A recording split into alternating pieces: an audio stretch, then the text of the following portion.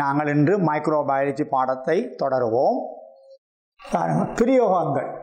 அப்போ இந்த பதார்த்தங்களை நாங்கள் அழிப்பதற்கு நாங்கள் நுண்ணங்கிகளை இந்த வகையில் பயன்படுத்தலாம். அதில் ஒன்று பாருங்கள், உயிர் பரிகாரம், பயோ ரெமிடியேஷன். ரெண்டாவது திண்மக்கழிவு முகாமைத்துவம். முதலாவது உயிர் பரிகாரத்தில் பார்த்தீங்களென்றால் பயோ ரெமிடியேஷனில் உயிர் அங்கிகளை பிரயோகித்து, இது ஏற்கனவே நடந்து கொண்டிருக்குது, எங்களோட மண்ணில் நிகழ்ந்து கொண்டிருக்குது.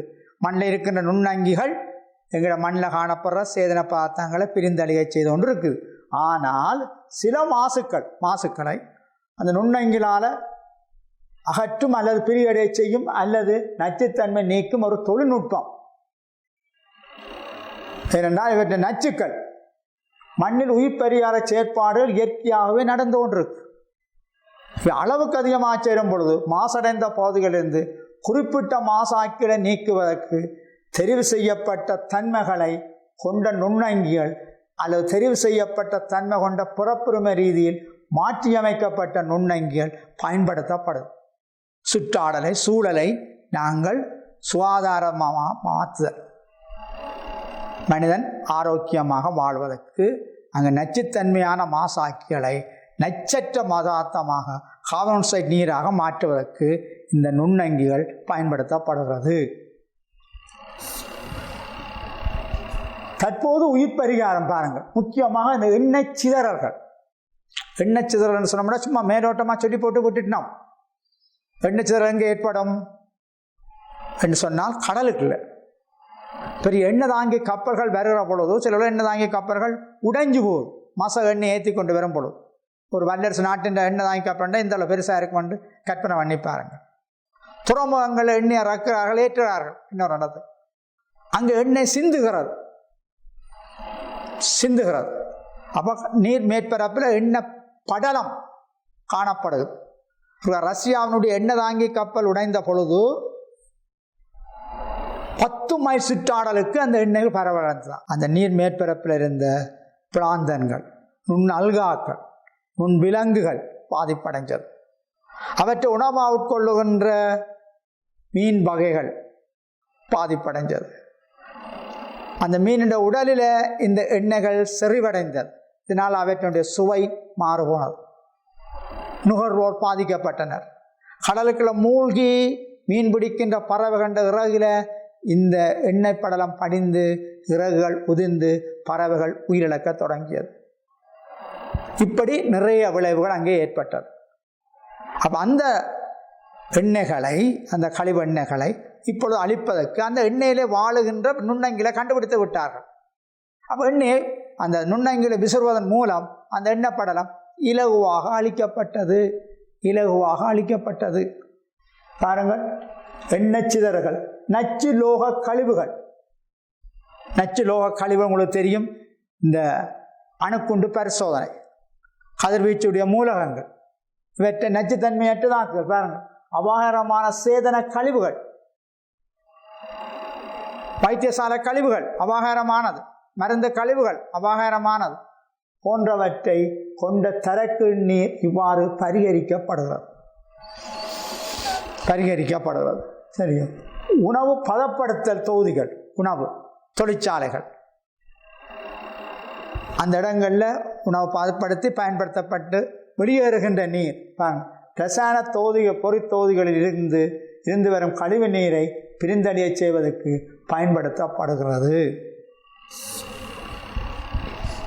அடுத்தது திண்மக்கழிவு முகாமைத்துவம்.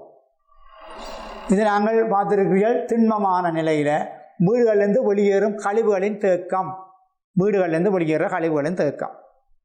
குப்பைகள் கேள்விப்பட்டிருப்போம். அண்மையில் கொழும்பில் பெரிய ஒரு குப்பை மேடு இருந்து சரிஞ்சு விழுந்து எத்தனை பேர் வந்து போனார். அந்த திண்ம கழிவுகளை நாங்கள் அவற்றை நுண்ணங்கிலை பயன்படுத்தி இலகுவாக கார்பன் டை ஆக்சைடு நீராக உயிரியல் படியிறக்கம் செய்யப்படல் வேண்டும். சரியா? பாருங்கள், சூழலுக்கும் மற்றும் சுகாதார நிலைமைகளுக்கும் பிரச்சனைகளை ஏற்படுத்துகின்றது. பாருங்கள், பார்க்க போகிறோம். பாருங்கள், வீட்டு கழிவுகள் பெரும்பாலும் பெரிய நெருக்கமான குப்பை மேடுகளாக குவிக்கப்பட்டு காணி நிரவுகைக்காக பயன்படுத்தப்படுகின்றன. காணி நிரவுகள், அதாவது நாங்கள் கைவிடப்பட்ட சில நிலங்கள் பயன்படுத்த முடியாது, குடியிருப்புக்கு பயன்படுத்த முடியாது. அப்போ அந்த பள்ளங்களில் இந்த குப்பைகளை கொட்டி பரவலடைகிற முறை பின்னுக்கு வருது. பிறகு அவற்றை மேலால் மண்ணால் மூடி அவற்றை திரும்ப பயன்பாடுள்ள நிலமாக மாற்றுகிறார்கள். ரைட், இது காற்றின்ற நிலைமைகளில் நடைபெறுகிறது. சில சந்தர்ப்பங்களில் பாருங்கள், காற்றின்றிய பிரியாக்கத்தில் மெதேனாக்கும் பாக்டீரியாக்கள் ஈடுபடும் சந்தர்ப்பங்களில் பக்க விளைவாக மீதேன் வாயு உற்பத்தியாக்கப்படுது. மெதேன் வாயு, இந்த மெதேன் வாயுவை பயன்படுத்தி நாங்கள் மின்சாரத்தை பெற்றுக்கொள்ளலாம் அல்லது இயற்கை வாயுவாக பயன்படுத்தலாம். அப்போ பாருங்கள், திண்ம கழிவு முகாமைத்துவம் பரிகரிப்பு, இது என்ன முறைக்கா திருப்பி வரப்போகுது பாருங்கள். அடுத்தது நாங்கள் கைத்தொழில் பார்த்துட்டோம், சுற்றாடல் பார்த்துட்டோம். அடுத்தது விவசாயத்துறையில் நுண்ணங்கிகளின் பிரயோகம். விவசாயத்துறையில் ஒரு விவசாய மண் நுண்ணங்கிடம் என்ன ஒரு செக்ஷன் இருக்கு, 2வது தேய்ச்சி மாட்டோம் பாருங்க. இது பாருங்கள், நுண்ணங்கில் விவசாயத்தில் பல்வேறு வட்ட பிரயோகங்களில் பயன்படுத்தப்படுகிறது. பாருங்க, குறிப்பாக விளைச்சலை அதிகரிக்கிறேன் நுண்ணங்கில் என்ன செய்யப்போ, தாவரங்களுக்கு வேண்டிய பற்றாக்குறை உள்ள கனி உப்புக்களை இந்த நுண்ணங்கிகள் மண்ணிலிருந்து எடுத்து தாவர வேர்களுக்கு வழங்குகிறது. முக்கியமாக நைதரசன், பாஸ்பரஸ். நாங்கள் படிக்க போகிறோம், நைதரசன் வட்டத்தில் படிக்க போகிறோம். பாருங்கள், அகத்துறிஞ்சலை கூட்டுதல், பீட மற்றும் நோய்களுக்கான எதிர்ப்பாற்றலை கூட்டுதல். தாவரங்கள் மண்ணில் இருந்தாலும் வேர்களில் அல்லது மேல பகுதிகளில் பீடப்பூச்சிகள் அவற்றுக்கு நோய்களுக்கு எதிர்ப்பாற்றலை கூட்டி தாவரம் தப்பித்து வாழ உதவுகிறது. மற்றது வறட்சிக்கான சகிப்புத்தன்மையை இந்த நுண்ணங்கிகள் பிரயோகம் கூட்டுகிறது. மற்றது உயிர் வளமாக்கிகள். பாருங்கோ, உயிர் வளமாக்கி பயோஃபர்டிலைசர் தாவர வளர்ச்சி மற்றும் விருத்திக்கு தேவையான மண்ணில் காணப்படும் பிரதான எல்லைப்படுத்தும் போஷணக்கூறுகள் நைதரசனும் பாஸ்பரஸும் ஆகும். நாங்கள் பற்றாக்குறை காரணமாக யூரியா, அமோனியம் பசலைகள் இடுகிறோம். அதே மாதிரி பாஸ்பரஸும் மிக குறைந்த அளவு. பாஸ்பரஸ் வட்டம், உயிர் பெற்ற ஒரு வட்டமாக நிகழ்வதில்லை. ஆனால் தாவரத்துக்கு மிக குறைந்த அளவு தேவை. அவற்றை வழங்குவதில் மண்ணில் உள்ள நுண்ணங்கிகள் எவ்வாறு செயல்படுற பாருங்கள். எனவே நைதரசன், பாஸ்பரஸ் மூலங்களின் உயிரியல் தேவை அதிகரிக்கப்பட வேண்டும். பாருங்கள், எனினும் தோக்கப்பட்ட பசலைகளில் கூடிய பாவனை சுற்றாடுகளில் பிரச்சனைகளை ஏற்படுத்தும். பாருங்கள், உதாரணமாக கூடிய பாவனை பாருங்கள், மண் நீர் தன்மை இழக்கப்படும். பசலை காணாதென்று போட்டு நாங்கள் கூடுதலான பசலைகளை பயன்படுத்த முடியாது. கூடினால் மண்ணில் கூட சேர்த்தால் வேறு சில சிக்கல்கள் ஏற்படும். பாருங்கள், மண் நீர் தன்மை இழக்கப்படும்.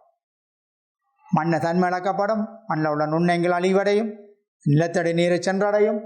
சரி, நுண்ணங்கிகளால் நைதரசன், பாஸ்பரஸ் மூலகங்களின் கிடைக்கும் தகவு மாறுபடும்.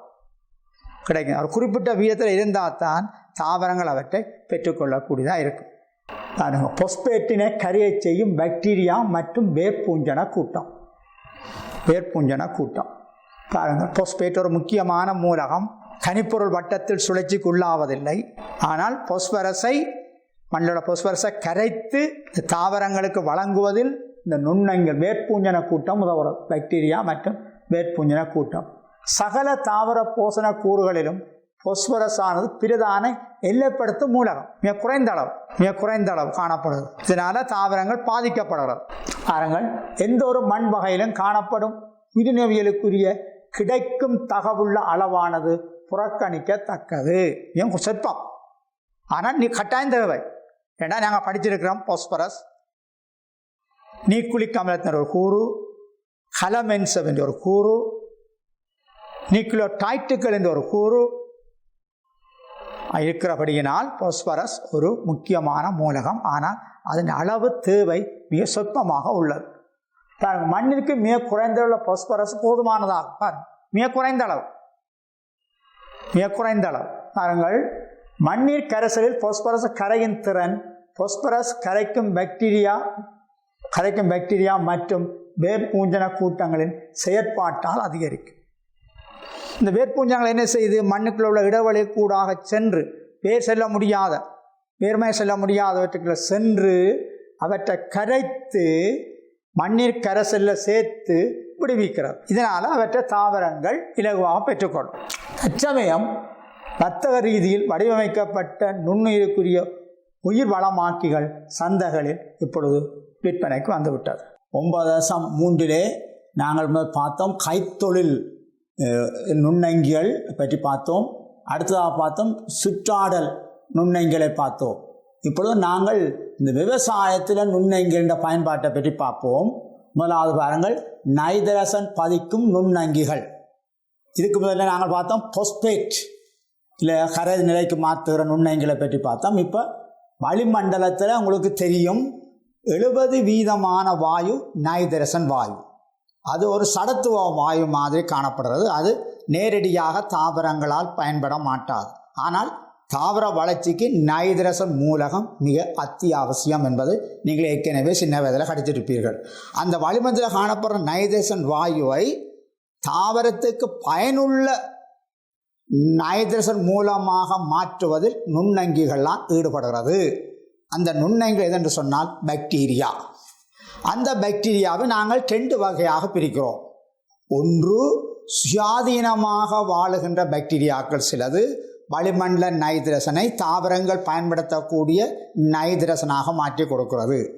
மற்றது என்னென்று பார்க்குறோம், ஒன்றிய வாழி முறையில் இன்னொரு அங்கியோடு ஈட்டத்தோடு சேர்ந்து வளிமண்டல நைதரசனை பதித்து தாவரங்களுக்கு வழங்குகிறது. ரைட், நாங்கள் அதை பற்றி பார்ப்போம்.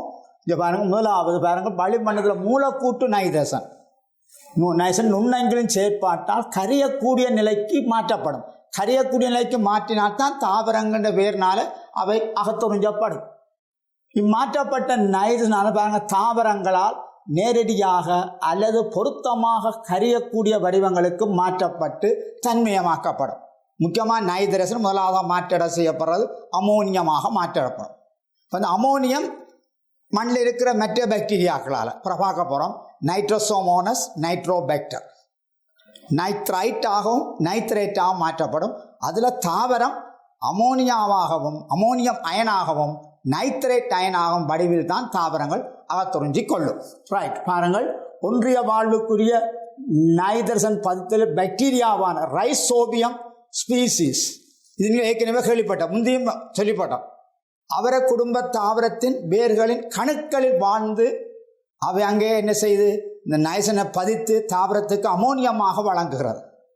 அந்த தாவரம் திரும்ப இறந்து போகிற பொழுது அது மண்ணோட விடப்பட்டு மற்ற தாவரங்களும் பயன்படுத்தக்கூடிய சேர்வையாக மாறிவிடும். சரி, ரைட், பாருங்கள். அதுக்கு பிரதி உபகாரமாக தாவரம் என்ன செய்யுது, அவற்றுக்கு தான் தயாரித்த உணவை அவற்றுக்கு பிரதி உபகாரமாக வழங்கும். சரி, பாருங்கள், அடுத்தது வேறுபட்ட நைதரசன் உட்புகுத்திகள் சந்தைகளில் பெற முடிகிறது. பாருங்கள், இப்பொழுது சந்தைகளில் உங்களுக்கு தெரியும் உட்புகுத்திகள் நுண்ணங்கிகளை உற்பத்தி செய்து தாவரங்களுக்கு மண்ணிலே விசுறுவதன் மூலம் இயற்கை சமநிலை, இயற்கையை நேசம், அதாவது இயற்கையில் மாசுபடாமல், சூழல் மாசுபடாமல் நுண்ணங்கிகளின் மூலமாக தாவரங்களுக்கு வேண்டிய நைதரசனை நாங்கள் தயாரித்து கொடுக்கிறோம். அடுத்ததாக நாங்கள் பார்ப்போம். பாருங்கள், நைதரசன் பதிக்கும் சயனோ பாக்டீரியாவான கவனித்து கொள்ளுங்கள். எக்ஸாம் பாயிண்ட் ஆஃப் வியூவில் நீலப்பச்சை பாக்டீரியான்னு சொல்லக்கூடாது. போனால் சில நேரம் உங்களுக்கு புள்ளி கிடைக்காமல் போகலாம். அப்போ சயனோ பாக்டீரியாவென்றால் நீங்கள் மென்ஷன் பண்ணணும். நாங்கள் முதல்ல ஏதாவது மாறிக்கிற சொல்லியிருந்தால் நீங்கள் அதை திருத்திக் கொள்ளணும். இந்த படிச்சிருந்தால் நீங்கள் அதை திருத்திக் கொள்ளுங்க. ரைட், அனபினா என்று கேள்விப்பட்டிருக்கிறோம். சயனோ பாக்டீரியாவில் ஒரு மிக முன்னேற்றம் அடைந்த அங்கேயாக நாங்கள் அவற்றை கொள்கிறோம். அதில் நாங்கள் தேவையில்லை. அனபினா நீர்ப்பண்ணம், பண்ணத்தில் காணப்படுற அசோலா நீர்ப்பண்ணத்தின் இலையில் ஒன்றிய வாழ்க்கை முறையை மேற்கொண்டு வளிமண்டல நைதரசனை பதித்து அந்த தாவரத்துக்கு அமோனியத்தை வழங்குகிறது. இதனால் அந்த தாவரத்துக்கு போதுமான அளவு நைதரசன் பசலை கிடைக்கிறபடியினால் அந்த தாவரம் நன்கு செழிப்பாக வளர்கிறது. அப்போ அந்த முறையினால் பாருங்கள் அதில் வெற்றிகரமாக பயன்படுத்தப்படுறது. அந்த இலையை சாப்பிடுகிற அங்கிகளுக்கு நல்ல போதுமான அளவு நைதரசன் வளம் மூலகம் கிடைக்கிறது. ரைட், பாருங்கள், சுயாதீன நைதரசன் பதித்தல் ஈடுபடும் நிறைய பாக்டீரியாக்களுக்கு இருக்குது. ஆனால் உங்களுக்கு தரப்பட்டிருக்கு இங்கே அசட்டோபாக்டர். அசெட்டோபெக்டர் படியா பார்த்த குளங்கள் AZO ACE அதுவும் எல்லாரும் அதை ஒன்றா உச்சரிக்கிறார்கள், ஒரே மாதிரி உச்சரிக்கிறார்கள் பிழை. ஹோனா பார்த்த குளங்கோ அது அசிட்டோபெக்டர். எதில் அல்கஹோலை அசிட்டிக் அமிலமாக மாற்றி கொடுக்கிறது. இது வளிமண்டல நைட்ரசனை அமோனியமாக மாற்றி கொடுக்கிறது. கவனிச்சு கொள்ளணும், ஸ்பெல்லிங் மிஸ்டேக் இருக்கக்கூடாது. சரி, வேறொரு வலயம் என்றால் மண்ணுக்கு கீழே தாவரத்தின் வேர்களுக்கு இடையே, வேருக்கும் மண்ணுக்கும் இடையில சின்ன ஒரு மில்லிமீட்டர் வலயத்துக்குள்ள இந்த பெரிய ஒரு வலயம் காணப்படுறது. நான் படிக்க போறோம். ரைட். தாவர வளர்ச்சியை ஊக்குவிக்கும் பாக்டீரியாக்கள் பாருங்கள். ஊக்குவிக்கும் வளர்ச்சின்னு சொன்னோம்னா இங்கே படிச்சிருக்கீங்க தாவர சீராக்கிகள், தாவர ஓமோன்னு சொல்லியிருக்கிறீர்கள். அது இப்போ பிழை சரி என்று சொல்லி இப்போது தாவர சீராக்கிகள், வளர்ச்சி சீராக்கிகள் என்று சொல்ல பயன்படுத்துகிறார்கள். அப்போ அதில் அந்த வளர்ச்சியை ஊக்குவிக்கும் பாக்டீரியாக்கள் என்ன செய்யுது, தாவரத்துக்கு வேண்டிய 3 ஹோமோன்களை சுரக்கிறது. ஒன்று பாருங்கள், ஒன்று ஒட்சின், கிப்ரலின், சைட்டோகைனின் எனப்படுகின்ற 3 தாவர வளர்ச்சி ஹோமோன்கள் சுரக்கப்படுறது. அவற்றினுடைய சுரக்கிற பாக்டீரியாக்களோட பேர் இங்கே உங்களுக்கு தரப்பட்டிருக்குது. உங்களுக்கு பரீட்சை நோக்கில் அவை தேவையில்லை, மனநம் செய்ய தேவையில்லை என்று உங்களுடைய வளநூலில் கொடுக்கப்பட்டிருக்கிறது. சரி, பாருங்கள். ஒன்று முதலாவது ஒட்சின் என்றால், ஒட்சின் ஒரு பெரிய கூட்டம். அதில் இண்டோல் 3 அசெட்டிக் அமிலம் உருவாக்கும் பாக்டீரியாக்கள் என்னென்ன தந்துட்டு பாருங்க. சீடோமோனஸ் புட்டிடே, சீடோமோனஸ் புளோரன்சஸ். அடுத்த பாருங்கள், சைட்டோகைனினை உருவாக்கும் பாக்டீரியாக்கள் பாருங்க, அசெட்டோபெக்டர் ஸ்பீசிஸ். இந்த ஸ்பீசிஸ் என்றது பாருங்க பெரிய எழுத்துல போட்டிருக்கு. அசிட்டோபெக்டர் முதலாவது எழுத்து பெரிய எழுத்து, பிறகு எல்லாம் சின்ன எழுத்து. அது இரு சொற்பெயரிட்டுக்கு அமைவாக எழுதப்பட்டிருக்கிறது. அதை கவனிச்சு கொள்ளணும். சரி, ஸ்பீசிஸ் என்று போடப்பட்டிருந்தால் அது பெரிய கேபிட்டல் லெட்டர்ஸில் வரும், பெரிய எழுத்தில் வரும், இட்டாலிக்ஸில் வராது. முக்கியமாக இட்டாலிக்ஸில் வராது. மற்றும் இந்த சாதி பேர் இட்டாலிக்ஸில் வரும். ரைட். பாருங்கள், acetobacter species, rhizobium species, bacillus subtilis என்ற அந்த பாக்டீரியாவும் வரும். கிபரலினை உருவாக்குற பாக்டீரியா அசிட்டோபெக்டர் ஸ்பீசிஸ். பாருங்கள், அசிட்டோபெக்டர் ஸ்பீசிஸ், இது அசிட்டோபெக்டர் ஸ்பீசிஸ். மற்றது சூஸ்பெரில்லம் ஸ்பீசிஸ். ரைட். அடுத்த பாருங்கள், உயிர் பீட கொல்லி அது உயிர் கட்டுப்பாட்டு காரணிகள். பாருங்கள், பயோ கண்ட்ரோல் ஏஜென்ட், BCA என்று நாங்கள் ஆங்கிலத்தில் சுருக்கமாக சொல்கிறோம். கொஞ்சம் கொஞ்சம் இங்கிலீஷ் ஆங்கில பதங்களை வார்த்தைகளை கொஞ்சம் கொஞ்சம் உச்சரிக்க பண்ண வேணும். ஏனென்றால் நீங்கள் இது அடுத்த கட்டம் பல்கலைக்கழகம் போப்பொருள் அங்கே முழுக்க ஆங்கிலமயமாக இருக்கும். அப்போ அங்கே போய் இங்கே தடுமாறாமல் இருக்கிறதான் நாங்கள் மெல்ல மெல்லமாக ஆங்கில சொற்களை நாங்கள் பூத்துகிறோம். சரி, பாருங்கள், அதிகளவான பீடகொல்லிகள் பாவனையானது மக்களுக்கு அபாயகரமான விளைவை ஏற்படுத்தும். பீடகொல்லிகள், பூச்சி நாசினிகள், ரசாயன பீட நாசினிகள். எங்களுடைய கையில் நாங்கள் விசிறுற பொழுது எங்களுடைய கையில் காயம் இருந்தால் அந்த காயத்தை இந்த பீட நாசினி பட்டுதுன்னு சொன்னால் நாங்கள் இறந்து விடுவோம். எங்களோட காலில் புண் இருக்கிற பொழுது அதில் பீட நாசினி பட்டால் நாங்கள் இறந்து விடுவோம். அடிக்கிற பொழுது நாங்கள் மறந்து போய் சுவாசித்து விட்டோம் என்றால் அந்த பீட நாசினியை எதிர்காத்து வளர்த்துக்க நின்று அடித்தோம் என்றால் அவற்றை நாங்கள் சுவாசித்தால் எங்களுக்கு மரணம் ஏற்படும். அல்லது சில பேருக்கு சுவாச சம்பந்தமான நோய்கள் ஏற்படும். ரைட். பாருங்கள், வித்திய பீடகொல்லிகளால் பீடகொல்லிகளின் மீதிகள் உணவு மற்றும் சுற்றாடலில் அவை நிலைத்திருக்கும். இந்த மீதிகள் மண்ணில் விழும், வேறு இலைகளில் விழும். அந்த இலைகளை ஆடு மாடு சாப்பிடும். உணவுகளில் சில நேரம் உணவில் படுறதா இருக்கலாம், தெரிக்கிறதா இருக்கலாம். பாருங்கள், அப்போ இவைகள் உணவு மற்றும் சுற்றாடலில் நிலைத்திருக்கும். குறிப்பிட்ட ஒவ்வொரு பீடகொல்லிகளுக்கும் ஒவ்வொரு குறிப்பிட்ட காலம் இருக்கு. இப்போ DDTன்னு சொன்னோம்னால் கேள்விப்பட்டிருக்கோம், கிட்டத்தட்ட 30 வருஷம் அந்த நச்சுத்தன்மையை தொடர்ந்து கொண்டிருக்கும். 30 வருஷம். சரியோ, சில இதுகள் 1 கிழமை 2 கிழமை இப்படி இருக்கிறது. ரைட். அடுத்த பாருங்கள், இம்மீதிகளின் நச்சுத்தன்மையானது குறிப்பிலக்கற்ற, நாங்கள் இன்னும் அங்கீகண்டு சொல்லி அடிக்கிற அந்த பீடநாசினி எங்களுக்கு தேவையில்லைன்னு சொல்லக்கூடாது. பீடையாக செயல்படாத நன்மை தருகின்ற பீடப்பூச்சிகளையும் குறிப்பிலக்கற்றவை பீடையாக தொழிற்படாத அங்கிகளுக்கும் அவை நச்சுத்தன்மையாக அமையலாம். பாருங்கள், பாதிப்பை ஏற்படுத்தும். அடுத்த பாருங்கள், அளவுக்கு அதிகமான பீடகொல்லி பாவனையானது பீட கொல்லிகளுக்கு எதிர்ப்பாற்றல் நச்சுத்தன்மை. பாருங்கள், மலேரியா கட்டுப்படுத்துறதுக்கு டிடிடி விசரப்பட்டது, நுழம்பை கட்டுப்படுத்துறது. ஆனால் சிறிது காலம் செல்ல அந்த டிடிடிக்கு எதிர்ப்புத்தன்மை உள்ள நுழம்பு குல வகை விருத்தி அடைந்தது. அப்போ டிடிடி பூச்சினாசி தொடர்ந்து விசிறின பொழுது மலேரியா தாக்கம் மீண்டும் தலைகாட்ட வலிக்கிட்டு. அப்போ எதிர்ப்பாற்றலை அந்த பீடைகள் கொண்டிருக்கின்றது. அவருடைய பரம்பரையில் என்ன மாற்றம் ஏற்பட்டு ஒரு புதிய குல வகை தோற்றுவிக்கப்படுறது. புதிய இனமல்ல, புதிய குல வகை. அப்போ டிடிடிக்கும் தடுப்புத்தன்மை உள்ளதை மலத்தியோனை விசிறினார்கள். மலத்தியோனுக்கும் தடுப்புத்தன்மை உள்ள குலவைகளை வெளிக்கிட்டது நுழம்பினாங்கள். அப்போ மலத்தியோனுக்கும் தடுப்புத்தன்மை உள்ளதற்கு நாங்கள் விசர வெளிக்கிட்டால் கடைசியாக மனித குலமே அழிந்து போய்விடும். சரி, பாருங்கள். எனவே சூழல் நேசம் மிக்க என்று சொல்வார்கள். நேயமிக்க பீட கொல்லிகளை பயன்படுத்தினால் மனிதர்களுக்கும் மனிதனோடு சார்ந்திருக்கிற ஏனைய விலங்குகளுக்கும் கால்நடைகளுக்கும் பாதிப்பு இருக்காது. பாருங்கள், நத்தின கொண்ட மாற்று வழிகள் அவசியம். இது நுண்ணங்கிகளால் முடியும். சரியா? பாருங்கள், அங்க இயற்கையாக காணப்படும் நுண்ணங்களை பயன்படுத்தி பீடைகளையும் நோய்களையும் கட்டுப்படுத்தலாம். கட்டுப்படுத்துகிற முறைகள் பல கண்டுபிடிக்கப்பட்டிருக்கு. ரைட். இங்கே பாருங்க, முக்கியமாக தந்திருக்கு பத்த ரீதியில் சில நுண்ணங்கி ரசாயனம், அசேதன ரசாயனம் அல்ல, நுண்ணங்கி ரசாயனம். நுண்ணங்கிகள் பீடை ரசாயன பதார்த்தங்கள் போன்று இந்த பீடைகளை கட்டுப்படுத்துகிறது. இதனால சூழல் மாசடைதல் இல்லை, எதிர்ப்புள்ள குலவைகள் தோற்றுவிக்கப்பட மாட்டாது. பாருங்கள் என்னென்ன பாருங்கள். பூச்சி நோயாக்கி ஃபங்கஸுகள் பூச்சிக்கு நோயை ஏற்படுத்துகிறது. பூச்சி என்ன மாதிரி நோயை ஏற்படுத்தலாம் என்றால், இந்த பூச்சியின் உடலில் புறத்தொலை இருக்கின்ற கைட்டின் சேர்வையை நீர்ப்போப்படைய செய்து அதன் உடலை அழித்து விடுகிறது. பாருங்கள், அடுத்த என்ன கொண்டு வந்திருக்கிறார்கள். அண்மையில் இலங்கையில் டெங்கு நுழம்பை கட்டுப்படுத்துவதற்கு கியூபாவில் இருந்து கொண்டு வரப்பட்ட ஒரு பீடை நாசினியை பற்றி நீங்கள் கேள்விப்பட்டிருப்பீர்கள், பத்திரிகையில் பார்த்திருப்பீர்கள். BTI, Bacillus thuringiensis israelis. கியூபாலாம் தான் கொண்டு வரப்பட்டது, ஆனால் பெயர் வந்து கடைசி இஸ்ராயலிஸ். BTI அந்த பாக்டீரியா என்ன செய்யுது, இந்த நுழம்பினுடைய குடம்பி என்றால் நீங்கள் பார்த்துருப்பீங்க, தண்ணிக்குள்ள காணப்படுற கரணப்புழு குடம் போன்ற நிலைகளில் பார்த்துருப்பீங்க.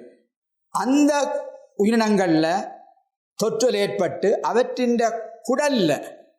குடல்ல நோயை பாதிப்பை ஏற்படுத்தி அதுக்கு வயிற்றோட்டத்தை ஏற்படுத்தி குடல் மேலணி இழியங்களை சிதைத்து வயிற்றோட்டத்தை ஏற்படுத்தி அந்த நுழம்பின் குடம்புகள் அழைக்கிறது மூலம் நுழம்புகளின் பெருக்கம் தடுக்கப்பட்டது. ரைட். அடுத்தது கூட்டெருவாக்கம்.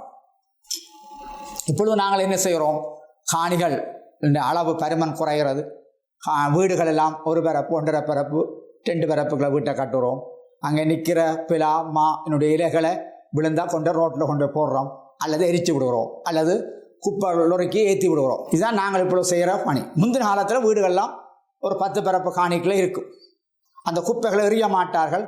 குப்பையை தொட்டியாக கட்டி குப்பைகளை சேகரித்து மழை வருகிற பொழுது மரங்களுக்கு கீழே திரும்பவும் போட்டு உழுது விடுவார்கள். அப்படியான செயற்பாடெல்லாம் இப்பொழுது நகரமயமாகிற பொழுது இல்லாமல் போகிறது. கூட்டெருவாக்கம். பாருங்கள், நுண்ணங்கிகளின் பிரியாக்க செயற்பாட்டினால் தாவர மீதிகள் இயற்கை உக்கலாக்கப்படும் செயற்பாடு கூட்டெருவாக்கம் எனப்படும். இயற்கையாக உக்கப்படுறோம், மழை வருகிற பொழுது அவற்றை திரும்ப நாங்கள் மரங்களுக்குள்ள போட்டு கொத்தி விடுறோம், தர கொத்துறோம்னு சொல்கிறோம். ரைட். நுண்ணங்கிகளின் கலப்பு கொடுத்தவர்களால் பாருங்கள், வெப்பமான ஈரழிப்பான காற்றுள்ள நிலைமைகளின் கீழ் சேதன பதார்த்தங்களின் பிரியாக்கம் நடைபெறுகிறது. இந்த சேதன பதார்த்தங்களின் பிரியாக்கம் ஆரம்பத்தில் அந்த குப்பைகளுக்கு நாங்கள் கையை வச்சு பார்த்தா சுடும். வெப்ப நாடி பாக்டீரியாக்கின்ற செயற்பாடு தான் முதல்ல காணப்படும். அவற்றினுடைய செயற்பாடு உச்சமாக வந்து அடுத்த கட்டமாக ரெண்டாவதாக இடைநாட்டம் உள்ள பாக்டீரியா கொடுத்ததால் மாற்றீடு செய்யப்படும். முதலாவது வெப்ப நாட்டம் உள்ள பாக்டீரியா, பிறகு இடைநாட்டம் உள்ள பாக்டீரியா. அதனை தொடர்ந்து பாருங்கள், குப்பைகளை கிளறி விடுற பொழுது பாருங்கள், ஈரழிப்பு மற்றும் ஒட்சிசன் அதிகரிக்கிறது. ஒட்சிசனை அதிகரிக்கிற பொழுது பாருங்கள், மேலதிகமாக ஃபங்கஸுக்கள், ஆக்டினோமைசிட்டிஸ் மற்றும் புரோட்டோசோவா ஆக்டினோமைசிட்டிஸ் என்றால் சங்கிலி உருவமான பாக்டீரியா. அது பாக்டீரியா தான், சங்கிலி உருவமான பாக்டீரியா. அது புதிய உயிரினம் என்று நினைச்சப்படாங்க. ரைட். மற்றும் புரோட்டோசோவா போன்றவையும் கூட்டுறவாக்கத்துக்கு பங்களிப்பு செய்கின்றன. ஆனால் புரோட்டோசோவாவில் கணக்கே இருக்கு, ஆனால் அதனுடைய இனங்கண்ட பேர் எங்களுக்கு தரப்படவில்லை. சரி, ரைட். இப்பொழுது நாங்கள் 9.3.1 முடித்திருக்கிறோம். இப்பொழுது நாங்கள் 9.3.2 தேர்ச்சி மட்டத்துக்கு வருவோம். சரி, பாருங்கள். ரைட். நாங்கள் இப்பொழுது பார்ப்போம். நேற்று பார்த்ததெல்லாம் சொன்னோம், தேர்ச்சி 2ஆக பிரிக்கப்படுறன்னு சொன்னோம். ஒன்று கைத்தொழில், சுற்றாடல், விவசாயம். இப்பொழுது நாங்கள் விவசாயம் மண் நுண்ணங்கிகளை பற்றி நாங்கள் பார்க்க போகிறோம். நான் திருப்பி இது ஏன் சொல்கிறேன்னா உங்களுக்கு ஞாபகத்துக்குள்ள வருவதற்காக உங்களுக்கு திருப்பி நாங்கள் சொல்லுகிறோம். திருப்பி சொன்னால் தான் உயிரியல் பாடம் ஞாபகத்துக்கு வரும். ஒரு தரத்தோடு படிக்க முடியாது. உயிரியல் பாடத்தை எப்பொழுது படிப்போம்? இரவு நேரம் படிக்கக்கூடாது. இரவு நேரம் படித்தால் நல்லா நித்திரை தான் பெறும். நாங்கள் நித்திரை வராதாக்களுக்கு உயிரியல் பாடத்தை படிக்க சொல்கிறேன். உயிரியல் பாடம் அதிகாலையில் 5 மணிக்கு ஒழும்பி படிக்க வேணும். மூளை நல்ல ஃப்ரெஷ்ஷாக இருக்க வேணும். அப்போ தான் படிக்கிற அவ்வளவும் ஞாபகத்துக்கு வரும். ரைட். சரி, இப்போ பாருங்கள், இங்கே பாருங்கள். மண்ணின் ஆரோக்கியத்தை பேண மண் நுண்ணங்கிகளை பயன்படுத்துவார். மண்ணில் தான் தாவரங்கள் வளர்கிறது.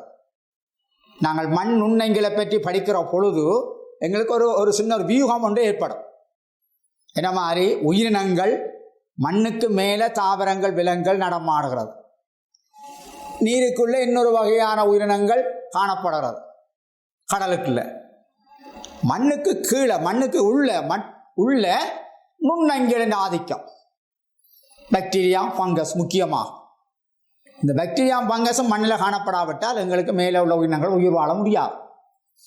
அவைகள்லாம் அந்த தாவரங்கள் வளர்வதற்கு வேண்டிய சூழலை, ஆரோக்கியத்தை தாவரங்களுக்கு வழங்குகின்றது. தாவரங்கள் வளர்ந்தால்தான் தாவரங்கள் உட்கொண்டு வாழுகிற விலங்குகள் உயிர் தப்பி வாழும். இப்போ மண்ணுக்கு கீழே நுண்ணங்கி உயிர் உலகம் ஒன்று அங்கே காணப்படுறது என்பதை நாங்கள் இந்த பாடத்தினூடாக கற்றுக்கொள்ள போகிறோம். பாருங்கள், முதலாவது மண் நுண்ணங்கிகளின் வளர்ச்சிக்கு மண்ணானது போதிய அளவு பௌதிக மற்றும் இரசாயன சூழலை வழங்குகின்றன. மண் என்னென்ன சூழலை வழங்குகிறது? பௌதிக சூழலை பாருங்க, அதை தந்திருக்கிறோம். பாருங்க, ஒன்று இட வசதி. நுண்ணங்கிகளுக்கு போதியான இடம் வேணும், உயிரினம். அடுத்த பாருங்க, போஷணை கூறுகள், உக்கல்கள்.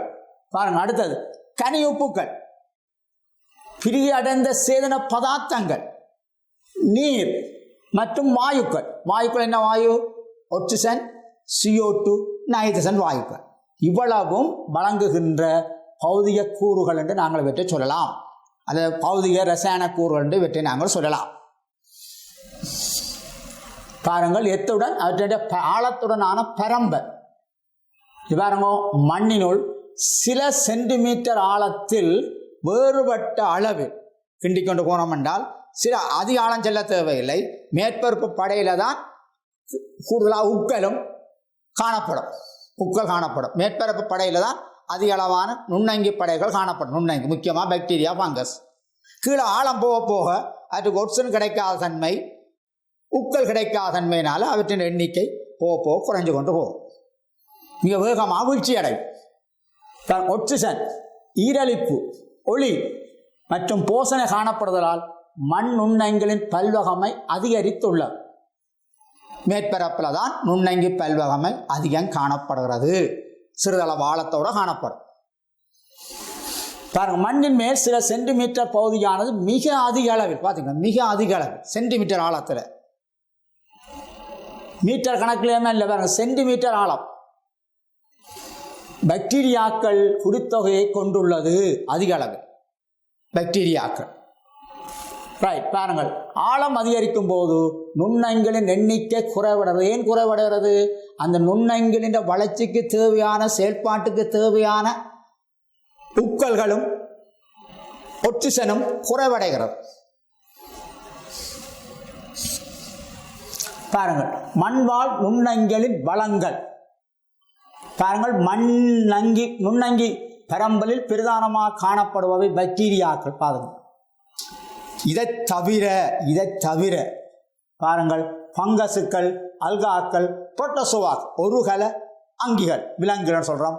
ஆக்டினோமைசிட்டிஸ் பேரராட்சியம் பாக்டீரியாவினுள் உள்ளடங்கும் அங்கத்தவர்கள் எல்லாம்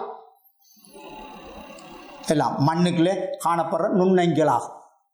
இவற்றில் பாருங்கள், மண் நுண்ணங்கிகளின் வகிபாகம் பங்களிப்பு.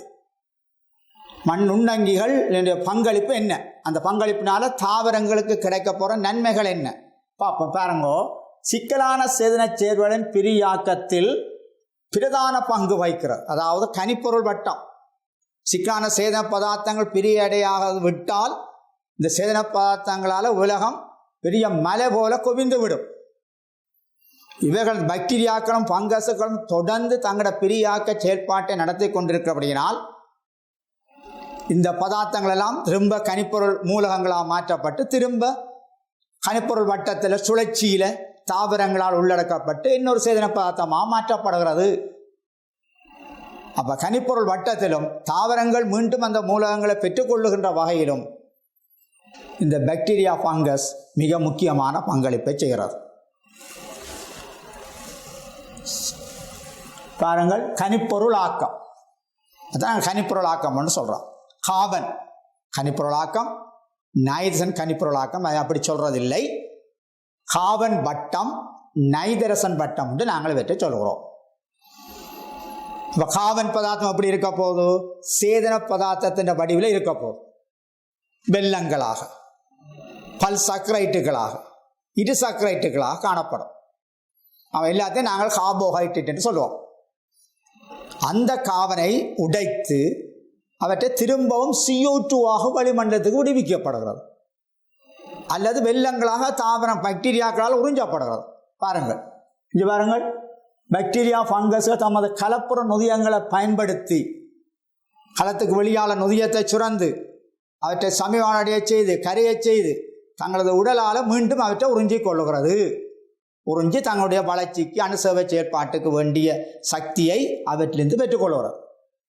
பாருங்கள், இதன் போது சேதன பதார்த்தங்கள் எளிய அசேதன பதார்த்தங்களான கார்பன் டை ஆக்சைடு, நீர் திரும்பவும் வளிமண்டலத்துக்கு மிக எளிமையான கூறாக அங்கே விடுவிக்கப்படும், உடைக்கப்படும். பாருங்கள், இச்சேற்பாடு தாவர போஷண மூலகங்களின் இருக்கை மற்றும் மீள் சுழற்சிக்கு அவசியமாகும்.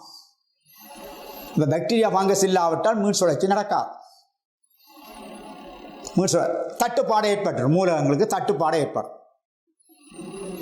சரி, பாருங்கள், கனிப்பொருள் ஆக்கம் பின்வரும் வழிகளில் உதவுகின்றது.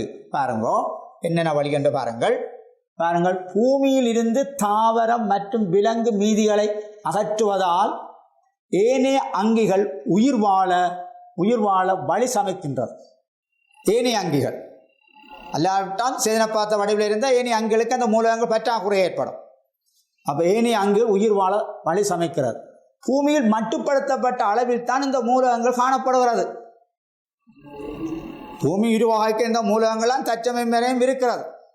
ஆனால் உயிரினங்கள் அவற்றை எடுத்தெடுத்து வளர்கின்ற பெருக்கம் அடைகின்ற அங்கின் எண்ணிக்கை கூடுகிறது. பூமியின் நிறையில மாற்றம் இல்லை. அந்த அங்கிகள் தனது உடல்களை உதிர்க்கிறது அல்லது இறந்து போகிறது. அந்த கழிவுகள் வெளிவிடப்படுகின்றன. திரும்ப அந்த கழிவுகளை திரும்ப தாவரங்கள் பயன்படுத்தக்கூடியதாக திரும்ப கனிப்பொருளாக்கம் அங்கே நிகழ்கிறத நாங்கள் பார்க்கிறோம். சரி, பாருங்கள், கார்பன் வட்டத்தில் நுண்ணங்கிகளின் பங்கு கனமாக பார்த்து கொள்ள வேண்டும். பாருங்கள், சகல அங்கிகளும் பெருமளவில் சேதன சேர்வியாக கார்பனை கொண்டுள்ளது. சரியோ? பாருங்கள், புரதம், லிப்பிட்டு, கார்போஹைட்ரேட், நியூக்ளிக் அமிலம் எல்லாவற்றிலும் கார்பன் ஒரு முக்கியமான மூலகம். சரிதானே? பாருங்கள், செல்லுலோஸ், மாப்பொருள், புரதம், கொழுப்பு முக்கியமான, நியூக்ளிக் அமிலம் மிக சொற்பம் ஆனவுடைய நாங்கள் அவற்றை விடுவோம். சரி, பாருங்கள், கார்பன் பிரதான முதலாவது நிகழ்வு ஒளித்தோப்பு. கனிப்பொருள் கார்பனுடைய வட்டத்தில் வளிமண்டலத்தில் இருக்கிற 0.03% CO2 தாவரங்கள் தங்களோட ஒளித்தோப்புக்காக பதிக்கிறத பற்றி நீங்கள் ஒளித்தோப்பில் படிச்சிருப்பீர்கள், அலகு 2 படிச்சிருப்பீர்கள். அங்கே கார்பன் டை ஆக்சைடு ஒரு எல்லைப்படுத்தும் காரணியாக, பிளாக்மெனின் எல்லைப்படுத்தும் காரணியாக இருக்கிறதெல்லாம் படிச்சிருப்பீர்கள். சரிதானே? ரைட். சரி பாருங்கள். அப்போ வளிமண்டல அசேதன CO2 ஒளித்தோப்பு அங்கிகளினால் தாழ்த்தப்பட்டு சேதன சேர்வையாக உருவாக்கப்படுகிறது.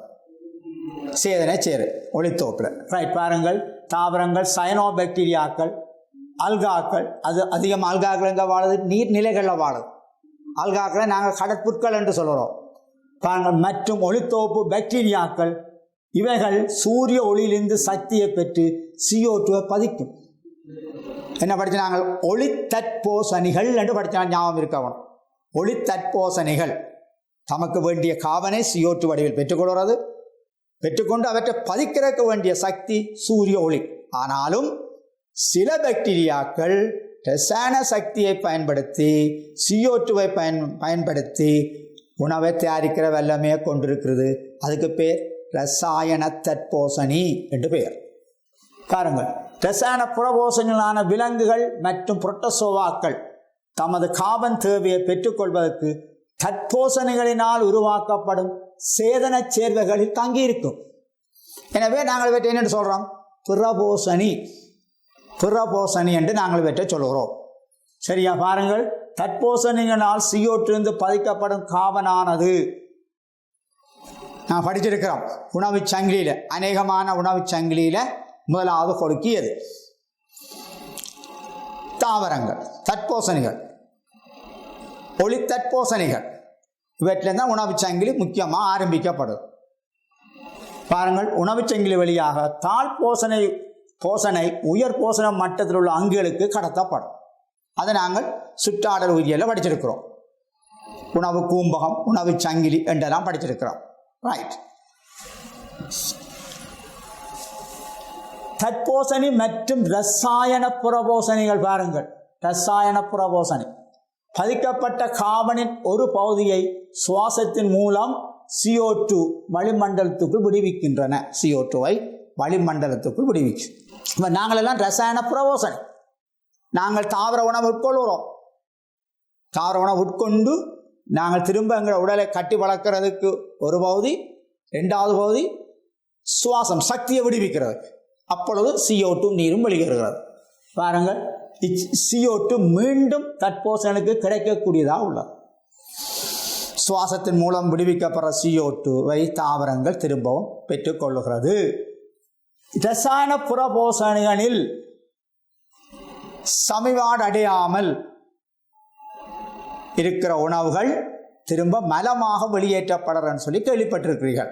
மலமாக வெளியேற்றப்படும், சூழலுக்கு விடுவிக்கப்படும்.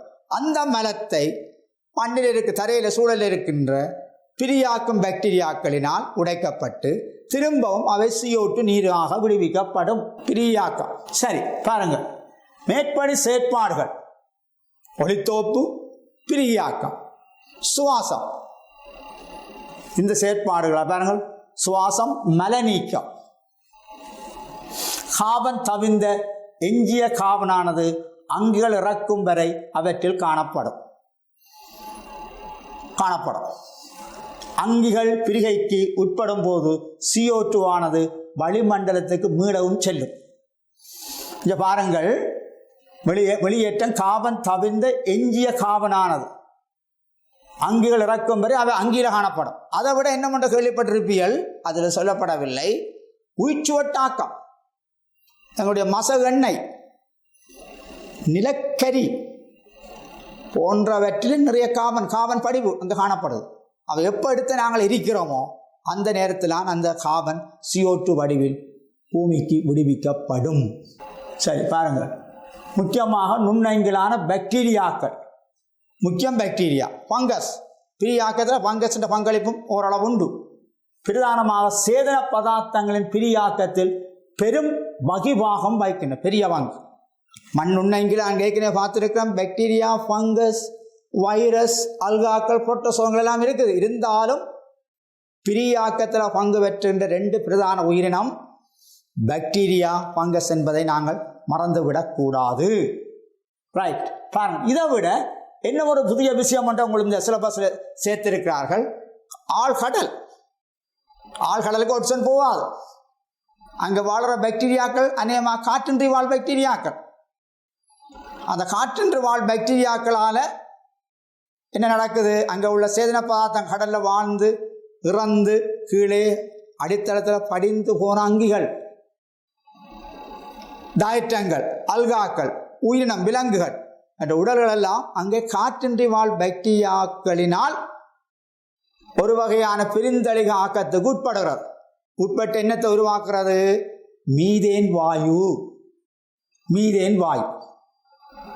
அந்த வாயு மேல் நோக்கி கடல் மேற்பரப்புக்கு மேலால வளிமண்டலத்தை வந்து அடைவதில்லை. பாருங்க, அங்கே சொல்லப்பட்டிருப்பாருங்க, அடைவுக்கு முன்பு 80% மீதேன் வாயு அங்கே காணப்படுகிற மீதேன் போசனையாளர்களினால் திரும்பவும் அவை பயன்படுத்தப்படுகிறது. எங்களுக்கு தெரியாது, ஆராய்ச்சியாளர்கள் தான் தெரிஞ்சிருக்கிறது. கடலின் அடித்தளத்தில் பாக்டீரியாக்களின் காற்றின்றிய செயற்பாட்டினால உருவாக்கப்படுகின்ற மீதேன் வாயுல 80% அங்கே வாழுகின்ற பாக்டீரியாக்களுக்கு உணவாக போகிறது. மீதேன் போசனையாளர்கள்.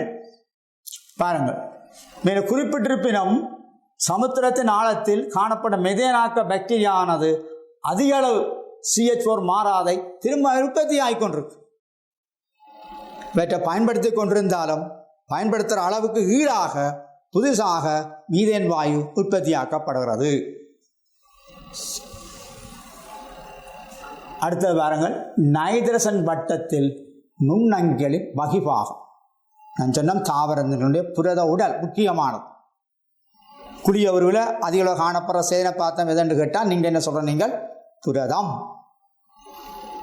என்ன பதார்த்தம் என்று கேட்டால் நாங்கள் நீர் என்று சொல்வோம். முக்கியமான சேதன பதார்த்தம் புரதம். புரதத்தில் முக்கியமான மூலகம் நைதரசன். நைதரசன், ரைட். அப்போ அந்த நைதரசன் பாருங்கள், அங்கே பல்வேறு வடிவங்களில் படிச்சிருக்கிறீர்கள். ரைட், சரி. பாருங்கள், சகலங்களும் புரதத்தோப்பு, நியூக்ளிக் அமில தோப்பு மற்றும் ஏனைய நைட்ரசன் கொண்ட பதார்த்தங்களின் தோப்பிற்காக நைட்ரசன் தேவை ஏற்படுகிறது. சரியா? பாருங்கள், முதலாவது வளிமண்டலத்தில் 80% மூலக்கூட்டு நைட்ரசன் காணப்படுது. 80%. நான் சொன்ன அவைகள் பயன்படுத்தப்பட தாவரங்களால் நேரடியாக பயன்படுத்தப்பட முடியாத நிலையில் உள்ளன. அவற்றை மீண்டும் பயன்பாடுள்ள சேர்வையாக மாற்றுவதில் நுண்ணங்கிகள் பெரும் பங்கு ஆற்றுகின்றன. இது அங்கிகளுக்கு உயிரினவியலுக்குரிய கிடைக்கும் நிலையில் காணப்படுவதில்லை. பாருங்கள், அப்போ இவற்றை பயன்பாடு உள்ள சேர்வையாக மாற்றுவதில் நுண்ணங்கிகள் மிக பங்களிப்பு செய்கிறது. பாருங்கள், நைட்ரசன் ஆனது வளிமண்டலம் மற்றும் அங்கிகளின் கூடாக வட்டப்பாதையில் செல்கிறது. கார்பன் வட்டம் இழப்பில்லை, நைட்ரசன் வட்டம் இழப்பில்லை. ஆனால் ஒரு வடிவத்திலிருந்து இன்னொரு வடிவத்துக்கு மாறுகிறது. இன்னொரு மூலகத்தோடு சேர்ந்து அவற்றை இழந்து ஒரு வடிவத்தை இன்னொரு வடிவத்துக்கு மாறுகிறது. இப்பொழுது பாருங்கள், இந்த மண்ணில் நடக்கிற நைட்ரசன் வட்டம் 4 பிரதான படிகளை கொண்டுள்ளது. முக்கியமானது.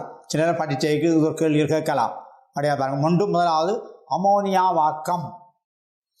2வது பார்த்துக்கொள்ளுங்கள், நைட்ரேட் ஆக்கம். 3வது பாருங்கள், நைட்ரசன் ரக்கம். 4வது பார்த்துக்கொள்ளுங்கள், நைட்ரசன் பதித்தல். அமோனியா வாக்கம் என்றால் என்ன? முதலாவது பார்ப்போம். நாங்கள் மண்ணிலே காணப்படுகிற புரதங்கள். ஒரு விலங்கு இறந்தால் கூட நாங்கள் மண்ணில் தான் வெட்டி தாக்குறோம். இங்கே நல்லா காய்க்கிற மாமரம், பிலாமரம் அல்ல தேசி மரத்துக்கு கீழே வீட்டிலே வளர்க்குற விலங்கு ஒன்று இறந்து விட்டால், நாயோ ஆடோ மாடோ இறந்து விட்டால் அவற்றுக்கு கீழே வெட்டி தாக்கம் நைட்ரசன் பசலை நல்லா கிடைக்கும் என்று சொல்லி. அங்கே பாருங்கள், முதலாவது அங்கே பாருங்கள், 90% அதிகமான சேதன நைட்ரசன் மண்ணில் புரதங்களாக காணப்படுகின்றன. எவ்வாறு கிடைத்திருக்கலாம் என்று நீங்கள் யோசிக்க வேணும். இந்த மண்ணுக்கு இந்த சேதன நைட்ரஜன் புரதம் எவ்வாறு கிடைத்திருக்கலாம்? மண்ணிலே எத்தனையோ நுண்ணங்கிகள் வாழுது, அவை இறந்து கொண்டிருக்கிறது, புதுசாக உருவாகி கொண்டிருக்குது. மண்ணிலே மண்புழுக்கள் காணப்படுகின்றன, பூச்சிகள் காணப்படுகின்றன. அப்போ அவைகள் இறக்கிற பொழுது அந்த மண்ணுக்கு தொடர்ச்சியாக நைட்ரஜனான புரத சேர்வு கிடைத்து கொண்டு இருக்கிறது. இந்த விலங்குகள், இந்த பாருங்கள், இந்த அங்கிகள், தாவரங்கள்ன்ற உடல்கள், கலங்கள் சொன்னால் ஏற்கனவே கலங்கள்ன்ற உடலில் பெரும்போது நைட்ரஜன் சேர்வது. அப்போ தாவரமாக இருக்கலாம், விலங்குகளாக இருக்கலாம், பூச்சிகளாக இருக்கலாம், நுண்ணங்கிகளாக இருக்கும். அவை இறக்குற பொழுது அவற்றினுடைய புரதம் மண்ணுக்கு விடுவிக்கப்படுறது. இதுதான் நீங்கள் விளங்கி கொள்ளணும். இந்த புரதங்கள் அங்கே இருக்கின்ற அமினோ பாருங்கள், நுண்ணங்கிகளால் காணப்படுகிற புரதப்பிரி நொதியங்களால் அமினோ அமிலமாக மாற்றப்படும். அமினோ அமிலமாக பிரியடைய செய்யப்படும். பிரிகை மாற்றப்படும் சொல்றதும் பார்க்க பிரியாக்கத்துக்கு உள்ளாகும், சமிவாட்டுக்கு உள்ளாகும். அமினோ அமிலமாக மாற்றப்படும். அந்த அமினோ அமிலம் அமைநிறக்கப்படும். அதுவும் அந்த நுண்ணங்கிகளால் சுரக்கப்படுகிற புரத நொதியங்களால் அமைன் அகற்றப்படும் பொழுது அந்த அமினோ அமிலத்தில் உள்ள NH2 கூட்டம் அமோனியாவாக மாறும். அமோனியாவாக மாறும். அந்த அமோனியா மண்ணில் உள்ள நீரில் கரைகின்றது. மண்ணில் உள்ள நீரில் கரைந்து அமோனியம் அயனாக மாற்றப்படும். அங்கே பாருங்கள், சமன்பாட்டு மூலம் தரப்பட்டிருக்கு. புரதம், அமினோ அமிலம், அமோனியம் அயனாக மாற்றப்படும். அந்த அமோனியத்தை தாவரங்களோ மண்ணில் உள்ள நுண்ணங்கிகளோ அகத்துறிஞ்சி கொள்ளலாம். அல்லது இன்னொரு வகையான நுண்ணங்கிகளால் நான் அப்புறம் படிக்க போகிறோம். அந்த அமோனியம் நைட்ரைட் அயனாக மாற்றப்பட்டு நைட்ரேட் அயனாக மாற்றப்பட்டு தாவரங்களால் அகத்துறிஞ்சப்படும். பாருங்கள், வறண்ட தரையில் உள்ள அமோனியாவாக தரையை விட்டு வெளியேறும். பாருங்கள், நைட்ரேட் ஆக்கம் என்ன சொல்லப்படுறது. பாருங்கள், அமோனியம் அயனுள்ள நைட்ரசனின் ஒட்சியேற்றத்தால் நைட்ரேட் அயன் உருவாகுதல் நைட்ரேட் ஆக்கம் எனப்படும். பாருங்கள், இச்சேற்பாடு மண்ணில் வாழும் நைட்ரசன் இறக்கும் பாக்டீரியாக்களினால் 2 படிகளில் நடைபெறும். பாருங்கள், ஒன்று பாருங்கள், முதலாவது படியில் அமோனியம் அயன் நைட்ரேட்டாக ஒட்சியேற்றம். பாருங்கள், NH4 அது நைட்ரேட் என்றான் சொல்லப்படும். ஆனால் நைட்ரைட் உண்மையில் வர்றது. பாருங்கள், நைட்ரோசோமோனஸ் பாக்டீரியா மாறக்கூடாது, எம்சிக்கில் வருது, குழப்பம் அடையக்கூடாது. 2வது படியில் பாருங்கள், நைட்ரைட் அயன் நைட்ரோபேக்டர். ரெண்டும் படிச்சிருக்கிறோம் நாங்கள், சரியோ. NO3- நைட்ரேட் அயனாக மாற்றப்பட்டு இதுவும் நைட்ரேட்டும் அமோனியம் தான் தாவரத்தினால் அகத்துறிஞ்சப்படும். சரி, நைட்ரசன் தேவைகளுக்காக தாவரங்கள் நைட்ரேட்டை தமது மூலகமாக பயன்படுத்துகிறது. பாருங்கள், நைட்ரசன் இறக்கம் மடியாக பார்த்துக்கொள்ளுங்கள். பாருங்கள், வளிமண்டல ஆக்சிஜன் இல்லாத சந்தர்ப்பங்களில் நைட்ரேட்டை தாழ்த்தி நைட்ரசன் வாயுவாக மாற்றுகின்றன. இது செயல்பாடு நைட்ரசன் இறக்கம் எனப்படும். பொதுவாக வயல் நிலங்கள், தரிசாக இருக்கின்ற வயல் நிலங்களை நாங்கள் தண்ணீரை பாய்ச்சி சேறு சகதி நிலங்களாக மாற்றுற பொழுது தரையில் இருந்த உள்ளுக்க மண் துணிகளுக்கு இடையில் இருந்த ஒட்சன் வாயு வெளியேறி விடுகிறது.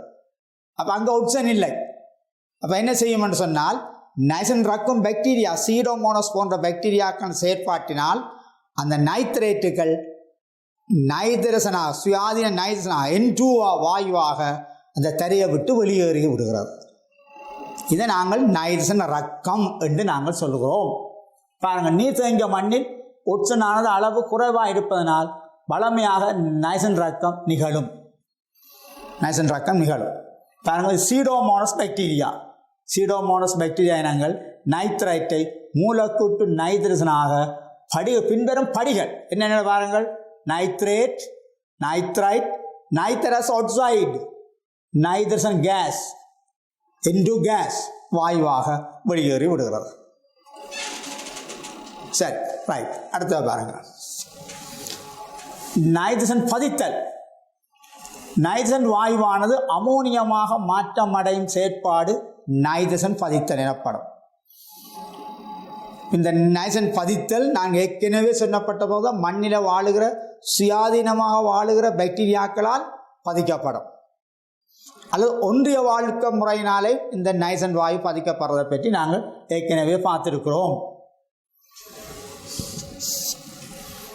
பாருங்கள், சுயாதீன நைட்ரசன் பதிக்கும் பாக்டீரியா இவை அதிக அளவு வேரை சுற்றி வேருக்கும் மண்ணுக்கும் சில மில்லிமீட்டர் இடைவெளிகளுக்குள்ள இந்த வேர் வலயம் என்ற சூழத்தொகுதி கொண்டு உருவாக்கப்படுது. இங்கே பாருங்கள், அந்த மண் பகுதியில் வேரை உடனடியாக சூழ்ந்து காணப்படும் பகுதி வேர் வலயம் ரைசோபியம். சில வேளையில் வேர் வலயம் என்று போடாமல் ஆங்கில சொற்களை சில வேளையில் மாற்றீடு செய்யாமல் க்ளோஸரை மாற்றீடு செய்யாமல் போட்டு விடுகிறார்கள். சில வேளையில் நான் கூட சில வேளையில் தடுமாறி இருக்கிறேன். இவ கவனமாக இருக்க வேணும். Rhizobium right. உதாரணமாக அசட்டோபாக்டர் இனங்கள் திருப்பி திருப்பி வருது. உயர் காற்று சுவாச வீதம் கொண்டவை. என்ன செய்யுது? அதிகளவான சயனோ பாக்டீரியா இனங்கள் நைட்ரஜனை பதிக்கக்கூடியது. நொஸ்டக் ஏற்கனவே பார்த்துட்டோம். பல்லின சிறப்பை எல்லாம் பார்த்தாச்சு. நைட்ரஜன் நொதியம் எல்லாம் பார்த்தாச்சு. காற்றின்றி வாழ் பாக்டீரியாக்கள் நான் ஏற்கனவே பார்த்து சொல்லிவிட்டேன். குளோஸ்ட்ரிடியம் ஸ்பீசிஸ் இவைகளும் சுயாதீனமாக நைட்ரஜனை ரக்கம் செய்கிறது. நைட்ரஜன் ரக்கம் பாருங்கள் பதிக்கிறது. காற்றின்றி வாழ்வை குளோஸ்ட்ரிடியம் ஸ்பீசிஸ் வளிமண்டல நைட்ரஜனை பதிக்கின்ற இயல்பை கொண்டுள்ளது. பாருங்கள் அசட்டோபாக்டர் இனங்கள் ரைட். சரி, ஒன்றிய வாழ் இதுக்கு நாங்கள் ஏற்கனவே பார்த்துருக்கிறோம். பாருங்க, அவரை இன பயிர்களில் ஒன்றிய வாழ் நைட்ரஜன் பதிக்கும் ரைசோபியம் பாக்டீரியாக்கள் காணப்படுகின்றன. உதாரணமாக பாருங்கள், சோயா, அவரை, பட்டாணி மற்றும் நிலக்கடலை மற்ற என்ன சொல்லுவோம், வீடுகளில் வளர்க்க கதியாலா போடுற சீமை கிழவி என்று சொல்லுவோம். அவையுடைய இலைகள் நல்ல கடும் பச்சையாக இருக்கிறது. அவைகளின் வேரிலையும் இந்த ரைசோபியம் பாக்டீரியா வாழ்ந்து வளிமண்டல நைட்ரஜனை பதிச்சு கொடுக்கிறது. ரைட். சரி, இனி அதுக்குரிய தாவர இசைவாக்கங்கள் பாருங்கள். தாவர இசைவாக்கம் வேர் சிறு கணுக்களை கொண்டுள்ளது, வேர் முடிச்சுக்களை கொண்டுள்ளது. அந்த வேர் முடிச்சில் மேற்பட்ட கலங்களினுள் வேறுன்னு சொன்னால் உங்களுக்கு தெரியும், படிச்சிருக்க குறுக்கு வட்டுமோ, மேற்றோல், மேற்பட்ட கிளம், மகத்தோல், பரிவட்ட உரை, கால், உரியம். இதுக்குள்ள எந்த இடத்துல அந்த பாக்டீரியா காணப்படுது? மேற்பட்ட களத்திலும் பார்க்க ரைசோபியம் பாக்டீரியா மிகச்சிறியது. அங்கே வாழ்ந்து அந்த வளிமண்டல நைட்ரஜனை பதிக்கிறது. பாக்டீரியா பாருங்கள், பதிக்கும் நைட்ரஜனை தாவரத்துக்கு பயன்படக்கூடிய வடிவத்தில் வழங்குகிறது. அது ஒரு முக்கியம். பதிச்சா மட்டும் தாவரம் பயன்படுத்தக்கூடிய வடிவத்தில் பதிச்சு கொடுக்கவும். பாருங்கள் என்னென்ன பாருங்கள், அவரை இனமல்லாத வேறு தாவரங்களும் ஒன்றிய வாழ்க்கை முறையில் நைட்ரஜனை பதிக்கும். உதாரணம் பாருங்கள், லைக்கன் ஃபங்கஸ் ஏற்கனவே சொல்லி போட்டோம், மற்றும் அல்கா சேர்மானம், சயனோ பாக்டீரியா சேர்மானம் ஏற்கனவே ஒன்றிய வாழ்வு முறையில் சொல்லியாச்சு. பாருங்கள், நெல் வயல்களில் அசோலா இதுவும் சொல்லப்பட்டு இருக்கிறது. நாங்கள் இந்த மைக்ரோ பயாலஜியில் 9.32 கடைசியில் நாங்கள் பார்த்து கொண்டிருந்தது இந்த விவசாய மண்ணில் நுண்ணங்கிகளுடைய பங்களிப்பு. அதில் நாங்கள் முக்கியமாக நாங்கள் கார்பன் பட்டம் பார்த்தோம். அடுத்தது நைட்ரஜன் பட்டம் பார்த்து கொண்டிருக்கிறோம். இந்த நைட்ரஜன் பட்டத்தில் நுண்ணங்கிகள் மண்ணிலே நைட்ரஜன் வளத்தை அதிகரிப்பதற்கு மிக பங்களிப்பு செய்து, அதே வேளையில் மண்ணிலிருந்து நைட்ரஜன் ரக்கம் செய்கின்ற பங்களிப்பையும் செய்து கொண்டிருக்கிறது. நடந்து கொண்டிருக்கு. அப்போ சூழலில் ஒரு சமநிலை ஏற்படுகின்றது. அப்போ அந்த பங்களிப்பில் தாவரத்தின் வேரோடு நுண்ணங்கிகள் ஆற்றுகின்ற பங்களிப்புகள் வேர் வலயம் என்றொரு தொகுதியை ஆக்குகிறது. மற்ற வேர் பூஞ்சனம் ரைசோபியர்னு சொல்லப்படுறது ஆக்குகிறது. அவற்றை நாங்கள் இனி வரப்போகின்ற நிகழ்ச்சியிலே தொடர்ந்து அவற்றை பற்றிய தெளிவான விளக்கத்தை நாங்கள் பார்த்துக்கொள்வோம். இப்பொழுது நாங்கள் பார்த்தோம், இந்த நைட்ரஜன் வட்டத்தில் 4 படிமுறைகள் நாங்கள் பார்த்தோம். அமோனியா வாக்கம், நைட்ரஜன் ரக்கம், நைட்ரேட்டம் மற்றும் நைட்ரஜன் பதித்தல்.